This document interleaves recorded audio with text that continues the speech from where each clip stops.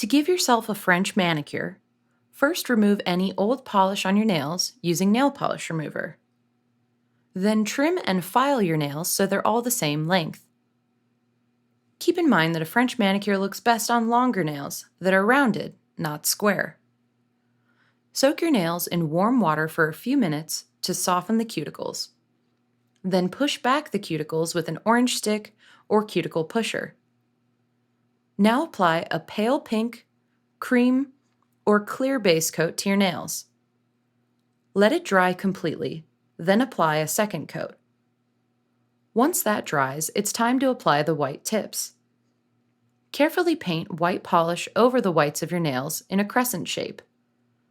Let the white tips dry completely. Finally, apply a clear top coat over your nails to protect your French manicure. If you're having trouble painting the white tips, try placing a piece of tape across your nail, leaving the white of your nail exposed. Then paint the exposed part of your nail with white polish and remove the piece of tape.